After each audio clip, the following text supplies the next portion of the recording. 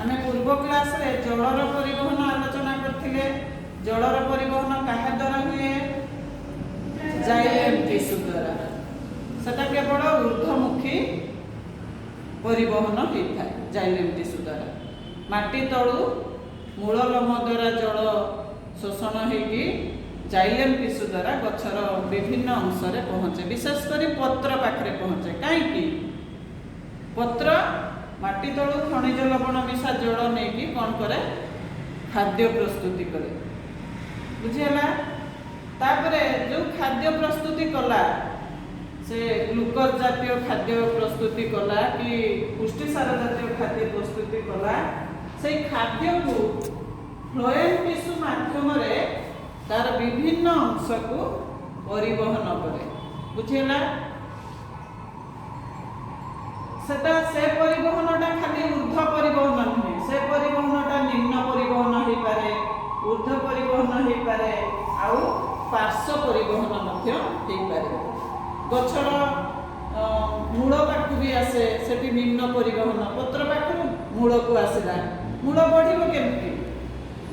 सेमती पत्र पाखु फल पाखु गला, फूल पाखु गला, गछर तार जो बाहर अग कढ़ी ता पाखु गला। तेणु ये पोषकर परिवहनटा तीन प्रकार होता है, ऊर्ध्व परिवहन, निम्न परिवहन आउ पार्श्व परिवहन द्वारा स्थानांतरण होता है। ये जो आमर खाद्य जी संश्लेषित होउछि पत्र रे, से संश्लेषित होउथिबा स्थान को कौन कहा जाए? पोषकर उत्स, सोर्स। पोषक बा खाद्य जोठु संश्लेषित होउछि सेटा कहाउछि तार उत्स बा सोर्स। सेमती जोठी व्यवहृत होउछि पोषक खाद्य तैयारी हेकि विभिन्न अंश को से पठेई दला व्यवहार करबा पई, विभिन्न टिश्यू बा विभिन्न कोष ताकु व्यवहार करके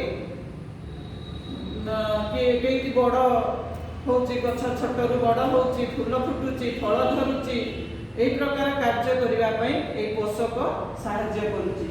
जेउठी व्यवहृत होउछि से व्यवहृत हेतुबा स्थान को कोन कहा जाए? जमाभूत अंश बा सिंक, इंग्लिश रे कहाउछि सिंक।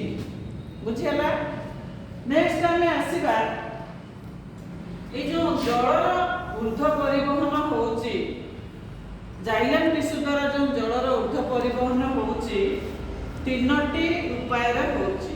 गुटे हला कौशिक आकर्षण, ताकू कोड कहाउछि कैपिलरी अट्रैक्शन हला। आ गुटे हला मूलज चाप रूट प्रेशर, ताकू कोन कहाउछि? Root pressure. तृतीय रे हला संशक्ति तत्व हला, कोहेशन थ्योरी। मने रहिला? फास्ट आमे पढिबा कौशिक आकर्षण कोन।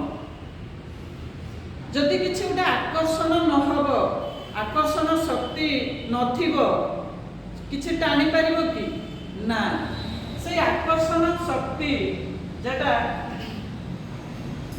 जलर उच्च पृष्ठतान जगु हेइथाय, सरफेस टेंशन। बुझि पारलो? सेटा जलर सेटिकी सरफेस टेंशन जगु थाए। ता छड़ा जाइलेम टिश्यूर तार जो नड़ीटा बहुत सरू। तुम मनरे आशंका आसुथबो ताड़ गछ नड़िया गछ एते उच्च, केमिति जल माटी तळु सेटी पहुँचुची?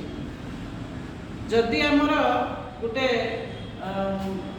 सरू नळीर तार व्यासटा केते हेतिबो? 1 मिलीमीटर बोधे, 1 मिलीमीटर हेतिबो, तार से 3 मीटर पर्यंत 1 मिलीमीटर 100 भाग 1 भाग जदि व्यास हेतिबो जाइलेम रो, 1 मिलीमीटर 100 भाग 1 भाग, 1 मिलीमीटर 100 भागरू 1 भाग, 1/100 एतिकी हेले 3 मीटर पर्यंत से जल उठे पार।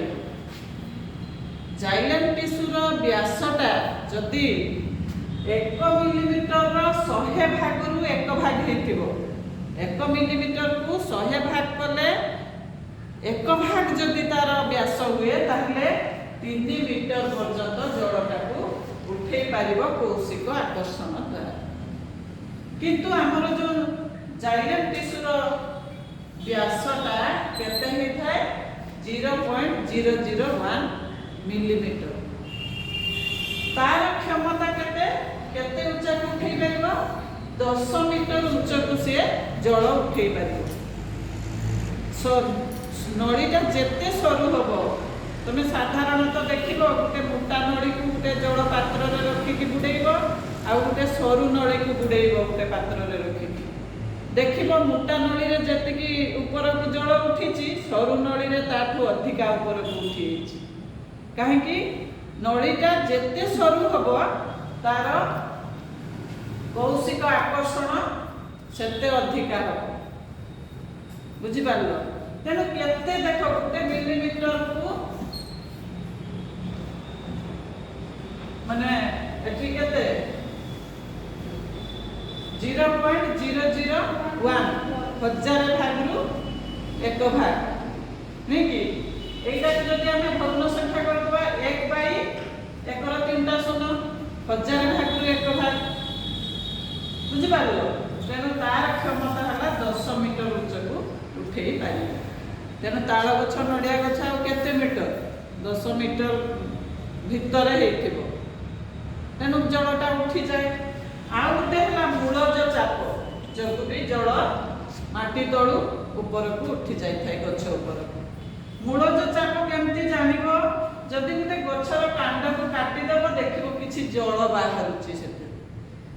काहे कि जल बाहरे माटी तलू जाई कि कांड रे थिला जेतले हमें अधा काटी देले जल बाहरी पडुछि सेही मूलज चाप जोगु माटी तलर जल कांड पत्र को भी चली जाई पारे।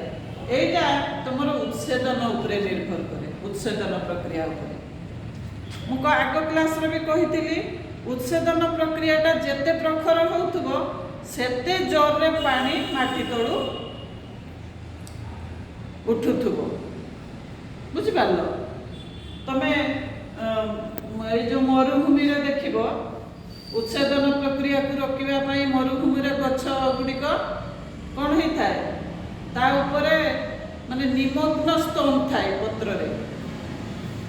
काहे कि ना ऊपर को जदि स्तंभ रहिबो अधिका जल क्षय होई जिवो। मरुभूमि रे माटी तळु जल से बेसी पाइनी तेणु से जल क्षय रोकिबा पई निमग्न स्तंभ थाए पत्र रे। किंतु आमर एई अंचल रे पत्रर स्तंभ द्वारा व्यवहृत अधिका जल जेतिकी जल व्यवहार है अधिका जल बाष्प होगी पड़ाए जलीय बाष्प आकार। बुझिपार? आ से जल पत्र जो पड़ेब सी स्थान पूरण करने से जल टाणिब सेटा है मूलज चाप। मूल चाप पकेब से चाप पकेले पानी उठिब पुणी जाइलेम टिश्यू मध्य देकी पत्र रे पहुँचब। आउ गोटे है संशक्ति तत्व। सेटा कौन? संशक्ति तत्वटा सी मध्य एई उच्छेदन प्रक्रिया उपरे निर्भर करे। उच्छेदन प्रक्रिया रे जेतेबेले पत्र रु जलटा पड़ेला केदिकी वायुमंडल को पत्र शिरा प्रशिरा रो टाणिला जल। बुझि पारलो? पुणी शिरा प्रशिरा रो जेतेबेले जल कमिला सी पुणी कौठू टाणिब जाइलेम टिश्यू रु जल टाणिब। Xylem tissue केउठू टाणिब? माटी तळु टाणिब। सेटा हला संशक्ति तत्व बा कोहेशन थ्योरी ताको बुझा जाय। बुझिला? एई जो कोहेशन थ्योरी संशक्ति तत्व एटा संशक्ति बल आ संलग्न बल एई दुईटी बल उपरे निर्भर करे। संलग्न बल अर्थात पत्र सहित संलग्न कौन? शिरा प्रशिरा। शिरा प्रशिरा सहित संलग्न किए? Xylem tissue. जाइलेम टिश्यू पूरा जाइके पहुँची सेठी कौशिक नड़ी जगह जाइके पहुँची।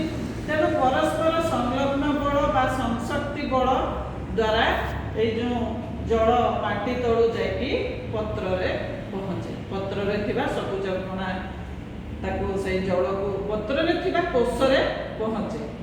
बुझि पारलो?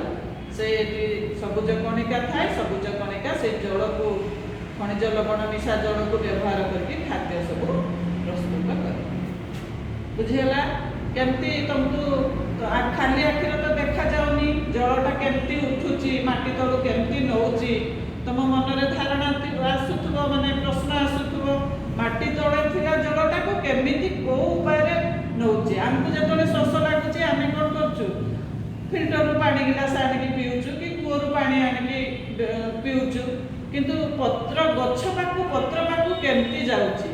ଏଇ ଜାଇଲେମ ଟିସ୍ୟୁ ଦ୍ୱାରା କ'ଣ ହେଉଛି? ଜଳ ଯାଇକି ପହଞ୍ଚୁଛି। ପୁଣି ଯେଉଁ ଖାଦ୍ୟ ତିଆରି କଲା କିଏ? ଫ୍ଲୋଏମ ଟିସ୍ୟୁ। ସେ ଖାଦ୍ୟ କ'ଣ ହେଉଛି? ଫ୍ଲୋଏମ ଟିସ୍ୟୁ ମାଧ୍ୟମରେ ଆକୁ କ'ଣ କୁହାଯାଉଛି? ସଂବାହୀ ଟିସ୍ୟୁ। এই সংবাহী টিস্যু মাধ্যমରେ ଗଛର ବିଭିନ୍ନ ଅଂଶକୁ ସେଇଭଳି ପରିବହନ ହେଉଛି। ବୁଝିଲା? এইটা ହେଲା ପୋଷକର ପରିବହନ। ନେକ୍ସଟ କ୍ଲାସକୁ ଆହୁରି ଅନେକ କଥା ରହିଛି କେମିତି ପୋଷକର ପରିବହନ ହେଉଛି। ଆମେ ଏଇ କ୍ଲାସରେ ଭିଭିଡଲି ଆଲୋଚନା କଲେ ଜଳ କେମିତି କୌଶିକ ନଳୀ ଦ୍ୱାରା ଉପରକୁ ଉଠୁଛି। ଜଳର ପରିବହନ ନୁହେଁ କି? ଜଳର ଊର୍ଧ୍ୱ ପରିବହନ। ନେକ୍ସଟ କ୍ଲାସକୁ କେମିତି ପୋଷକର ନିମ୍ନ ପରିବହନ ଆଉ ପାର୍ଶ୍ୱ ପରିବହନ ହେଉଛି ଆମେ ଆଲୋଚନା କରିବା। ଧନ୍ୟବାଦ ପିଲାମାନେ, ମନ ଦେଇ ଶୁଣୁଥିବାରୁ ଧନ୍ୟବାଦ।